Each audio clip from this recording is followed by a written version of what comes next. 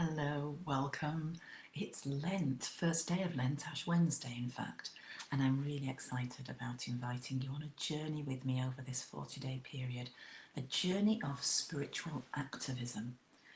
Now, this is not spiritual bypassing.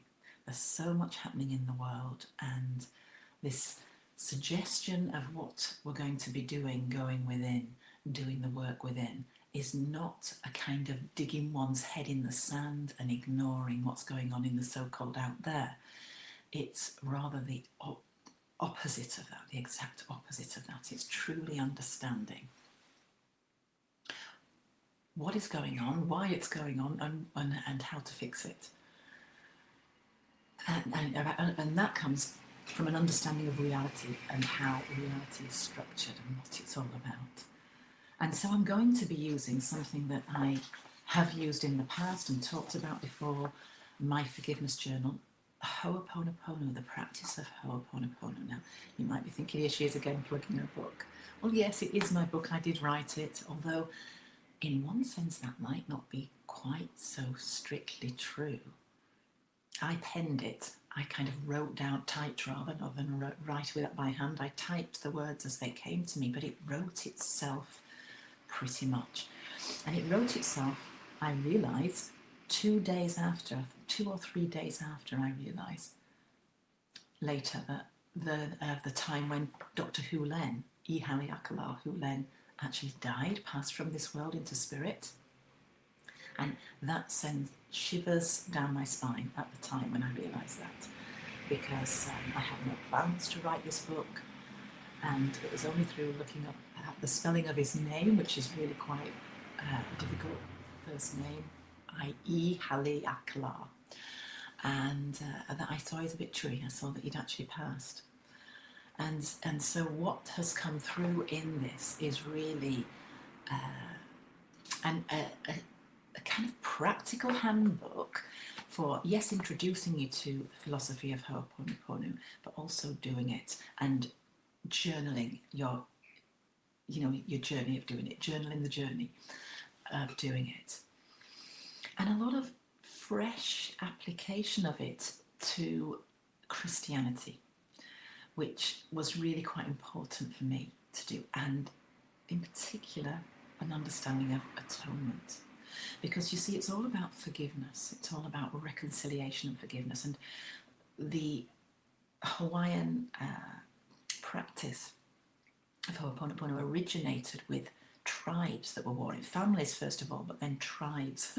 And we've certainly got tribal cultural warfare, haven't we, that's led us to where we are at the moment, which is kind of civil war in America possibly, and even physical, literal war in the world.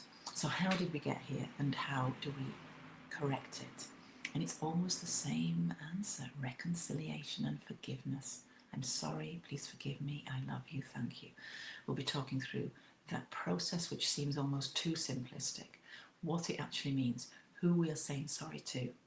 We're not saying sorry to the bully. This is not coercive control. This is something quite different. This is about taking responsibility for all of it, just as Jesus did. Just as Jesus did in that Christ event on the cross at Calvary, which is the focal point of Easter. It's a spiritual dynamic, it's spiritual activism that is taking place. And the crucifixion wasn't a one-off event in history. It's something that is constantly happening. At a mystical sense, Christ is still being crucified, but Christ is still reconciling as well. And this all happens within you, in your heart. It's because of oneness, because of non-duality and non-dual understanding of Christianity. You have to excuse me because I am sniffling. It's so cold today, and I am going to be doing this live for the next 40 days.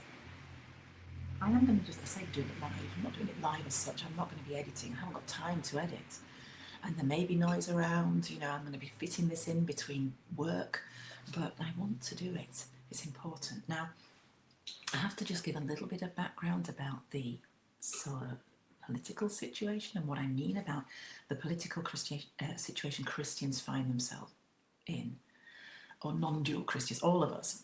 But I'm in particular interested in how Christians went so far off course, because the truth of the matter is that Donald Trump would not be in the Oval Office were it not for the Christians. It's Christians that put Donald Trump in the Oval Office. I don't think I'm exaggerating when I say that. Christians in America, Christianity at the church is much bigger in America, and it's part of American culture to go to church a lot more than it is perhaps in other European countries or in the UK. But he saw an opportunity there and has manipulated and used the Christian vote. He's been an opportunist, really, and got himself into power. Does it mean that Donald Trump represents Christian values? No. I mean, that's almost ludicrous to even ask that question, because obviously not is the answer. So how did it happen? I was having lunch on Monday with somebody who at work. Some of you know where I work now, and I've talked about this before. I'm not going to mention it now out of sensitivity, because I don't want this organisation represented to be associated with what I'm saying now.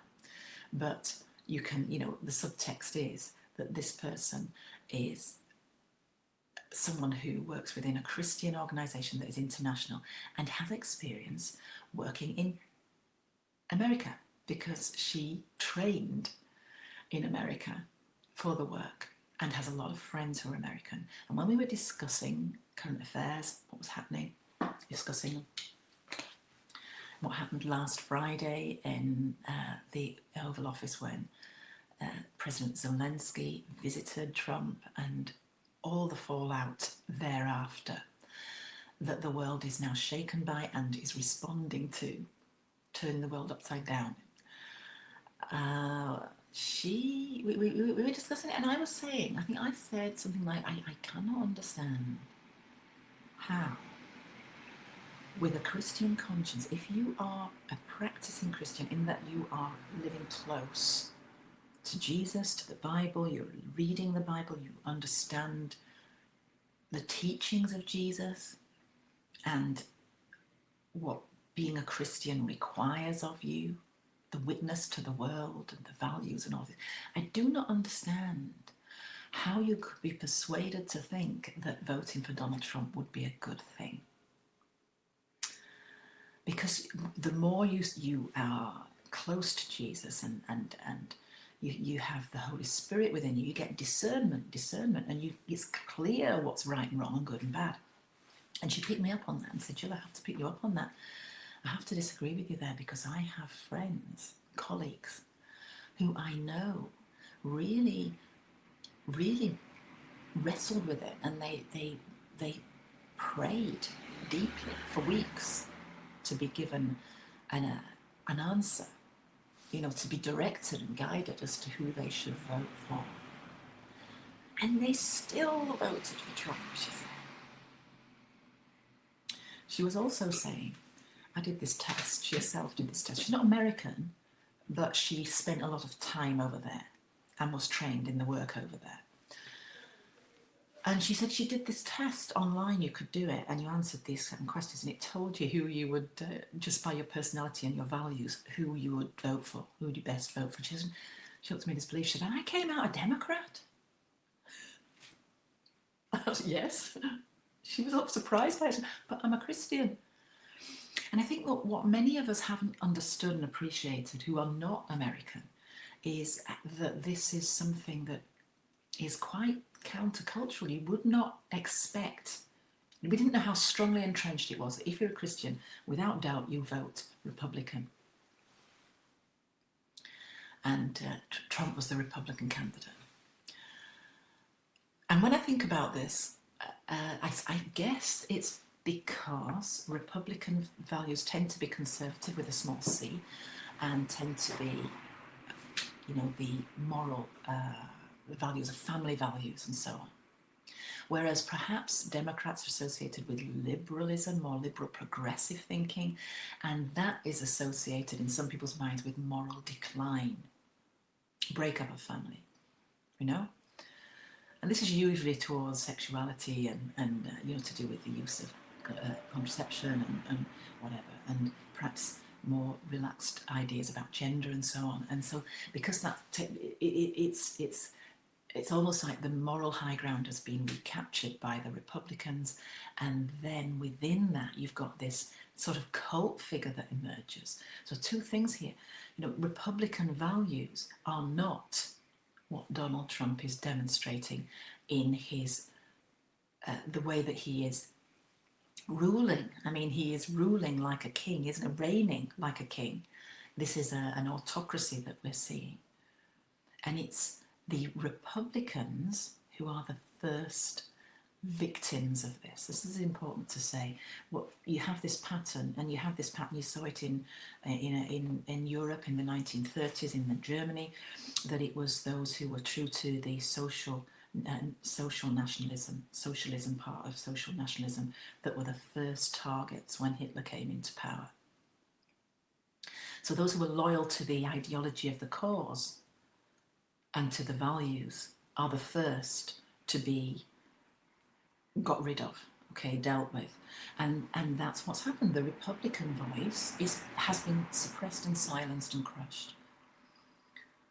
And people have to pay allegiance now to this autocrat, who is, in fact, just out for himself, this megalomaniac, I don't actually believe that it's through being bought either. I don't think, when I look at those people, what's the guy's name? You'll be able to tell me in the comments. Marcio, is it Rubio? Marcio something. Marco Rubio or something. Forget his name.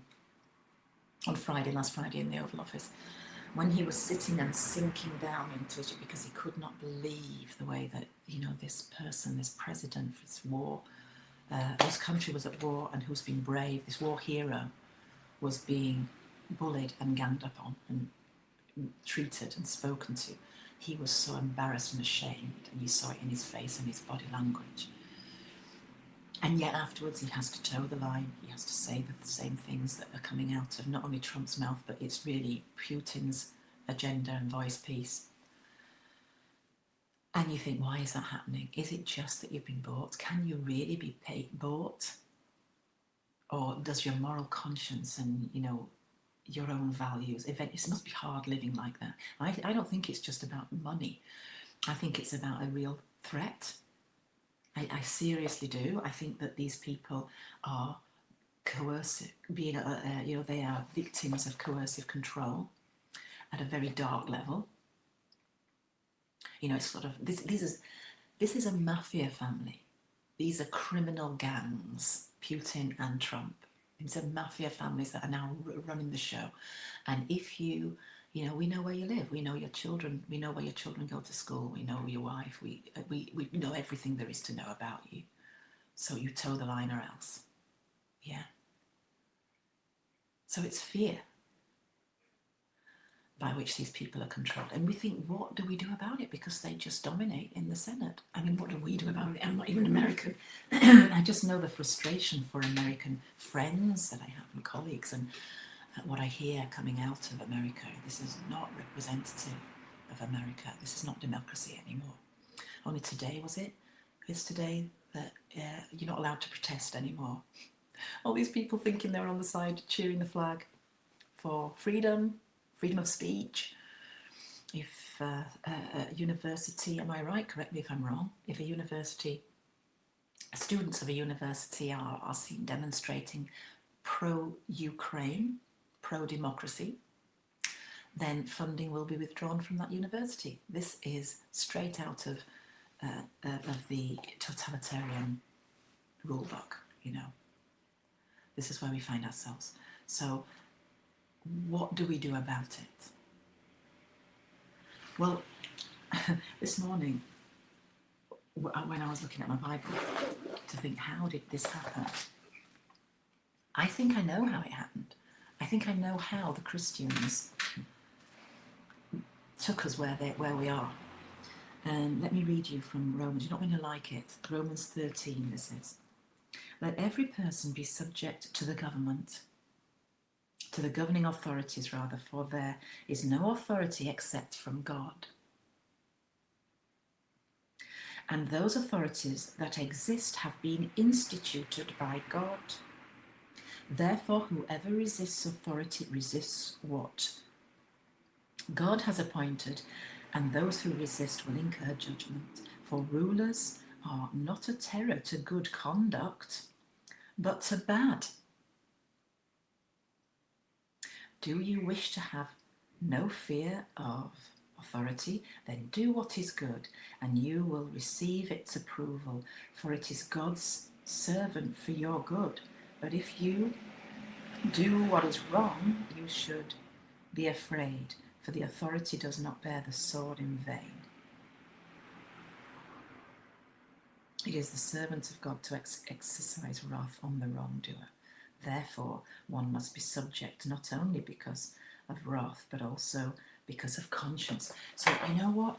You this is Paul speaking. It speaks about conscience. It speaks about the good. This is assuming that the authority is good, is upholding the law, which is based on the Ten Commandments. There's an assumption there. If we take that to mean whoever is in control is ordained by God, and I've heard people talk about sovereignty as though, oh, well, God must have willed all this. This is a very warped understanding of God and the law of God. If you want to know what God is like, look at Jesus. If you want to know God's law, read your Bible. Read it in its entirety, not just in individual passages taken out of context. Now, if we take them in context, we will know that Paul wrote many of these letters from prison. He was a Roman citizen. He was also a Jew, and then he became a Christian, a follower of Christ, a follower of Jesus.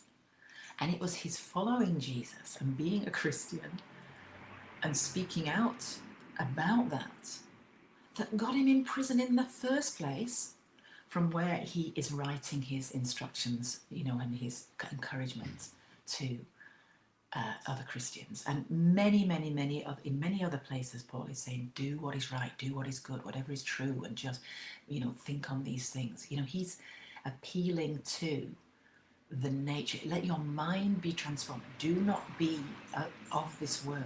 Do not think the way the world thinks.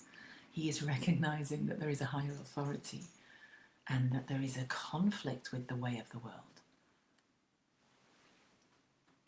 So it does not make sense to say that, or think that Paul would say, just take it all, just be obedient, just toe the line and don't challenge it if you want to be a good Christian. That does not make sense at all. Anyway, I am going a little bit off tangent.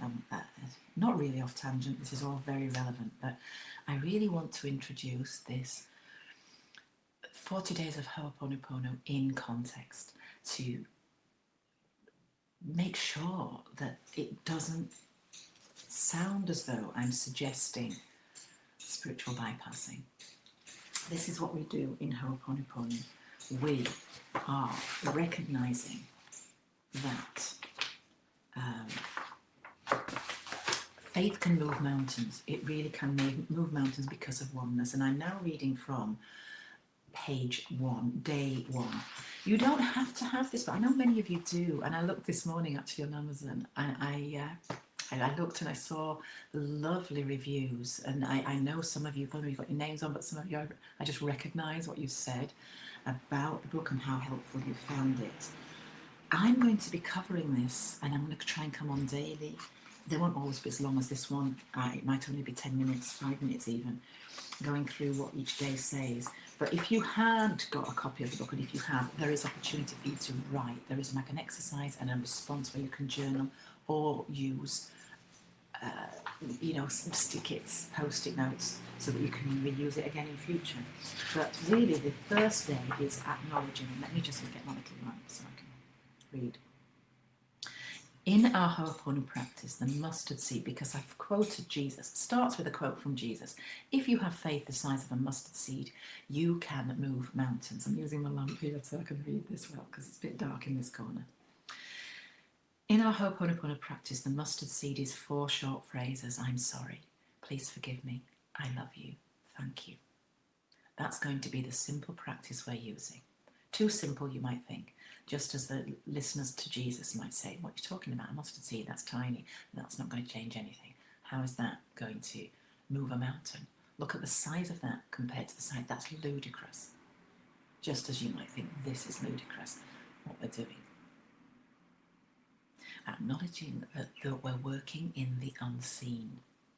All right, this battle is taking place. This dualistic battle between good and bad, right and wrong, is in the unseen. I said to you last time, the angels for light and good outmeasure those for dark. In Ho'oponopono, they are problem-solving processes.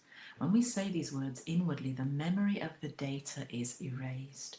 This happens at both a personal and a collective level because of the unified field. To appreciate how Ho'oponopono works, we must understand there is only one mind. There is one field of consciousness, a collective consciousness, Jung called it, or the noosphere, okay, that we are uploading to and downloading from all the time.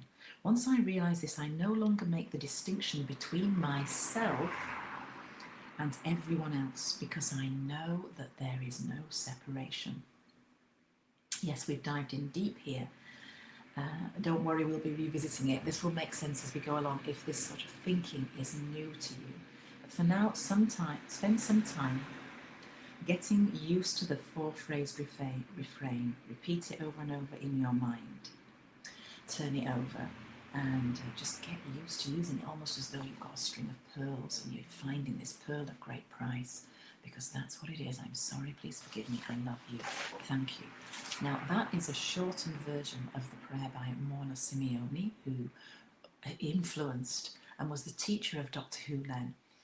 And the longer version of this prayer by Morna is this. I'm going to read it to you now. I'm also going to type it up and put it in the not in the chat, I'm going to put it in the community section on my YouTube channel. So if you go to the community tab, I'll type it up there. And if you want to then copy and paste it and just print it off, you will have it. And use this one for 40 days. Think about the person who you think needs to be clear. We could easily think, if only that one person was out of the way. Have you been tempted to think that? If only that person could be just got rid of somehow, it would be all right. Instead of this cult leader that is now seeming to be completely omnipotent and omnipresent as well, because you can't go anywhere. You can't even open YouTube and not see, watch the news. It's there in your face, and that's because he's an addict for the attention, and it'll burn itself out. This is not going to last for 4 years. That's my prediction. This cannot last for 4 years. This pace, something is going to happen, and unfortunately, I think it will be some form of dramatic. It will, if you live by the sword, you die by the sword. Let's say it that way, because it's drama. The high drama means that the ending of it will all be high drama too. But not that might be some cold comfort to some people. But it's not going to be 4 years. This isn't. But here's what we do. We don't take up the sword. Put away your sword, Jesus said, because that's not the way. That's not the most effective way. Just adds to the problem.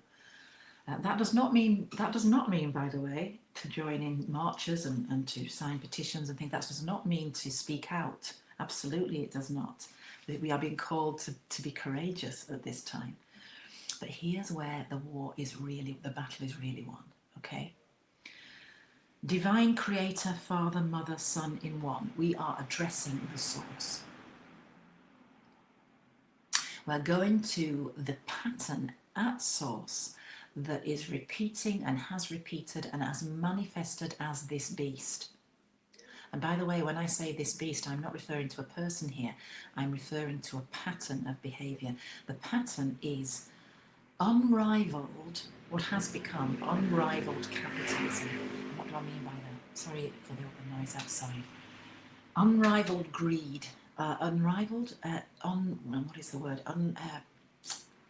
Where no boundaries are put to it, where there's completely free reign for greed to grow. Selfish greed without a moral compass, without a sense of a moral obligation to community and others. So it's selfishness on steroids. This has actually resulted in these multi-billionaires and these taking from the poor and tax cuts to the trillions to the oligarchs who are already, stupendously rich, so that the rest of the people become enslaved by the oligarchs. And this is where we're heading. This is the agenda. This is the dark agenda. And it's this pattern to which we speak when we say, Father, Divine Creator, Father, Mother, Son in one. If I, my family, relatives, or ancestors have offended you, your family, relatives, ancestors in thoughts, words, deeds, and actions from the beginning of our creation to the present, we ask your forgiveness. Notice it's a collective we. Let this cleanse, purify, release, cut all the negative memories, blocks, energies, and vibrations, and transmute these unwanted energies to pure light. And it is done. And that's it. That's it.